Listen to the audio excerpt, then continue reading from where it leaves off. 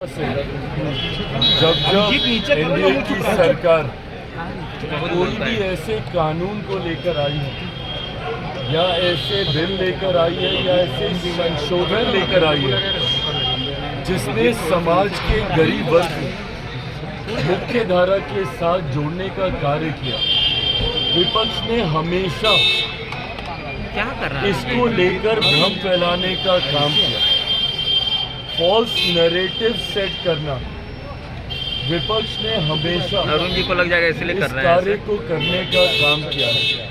जितने भी दल हैं, इन लोगों ने जनता के बीच जाकर भ्रम फैलाना, झूठ बोलना, फॉल्स नैरेटिव सेट करना, निरंतरता में ये काम जितने भी विपक्ष के घटक दल हैं उनके द्वारा किया गया। क्या कर रहे हैं कृपा जी? उदाहरण के तौर पर जब सीए भी आया था उस वक्त जब हम करियर रहते थे आप जितने पहला भी हाथ विपक्ष के उठाते घटक हैं, दल आपको प्रोटेक्ट ना करते। उन्होंने हाँ। सीए को लेकर भ्रम फैलाने का काम किया। जनता के बीच एक आगजनी का माहौल निरंतरता में महीनों तक बना के रखा।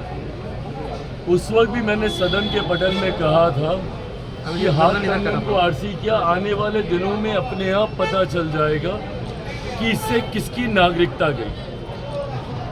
सीए एक ऐसा कानून था जहां पे उन देशों में रह रहे अल्पसंख्यक लोगों को नागरिकता देने वाला वो कानून था, और इन्होंने उसको नागरिकता छीनने वाला कानून बताकर अल्पसंख्यक समाज, खासतौर पर मुसलमानों के बीच जाकर ये भ्रम फैलाया कि अगर सीए आ गया तो आप लोगों की नागरिकता छीन ली जाए।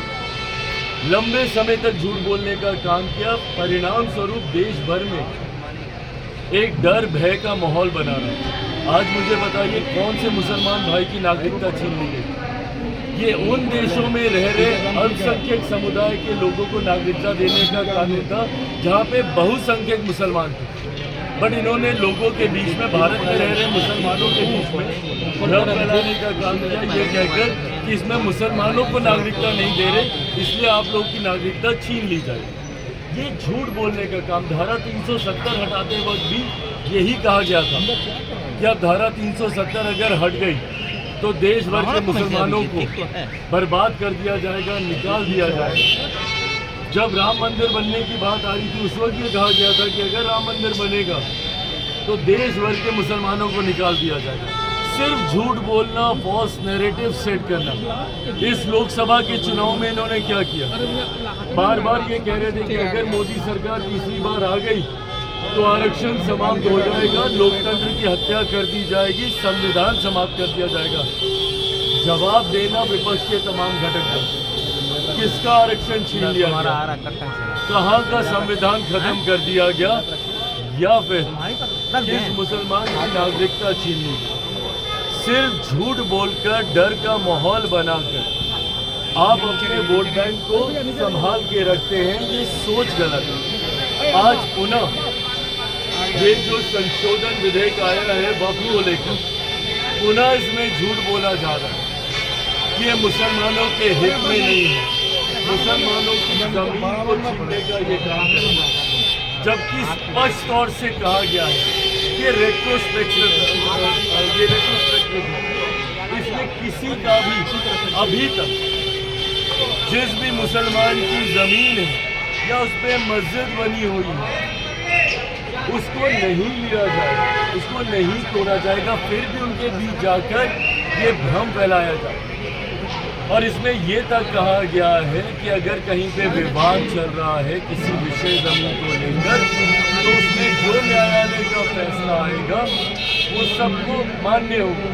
तो इसमें गलत कहाँ पे कोई करे? अगर किसी सिस्टम में कोई पारदर्शिता लेकर आ रहा है, अगर ट्रांसपेरेंसी अगर एक सिस्टम में लाई जा रही है तो इसमें गलत क्या है?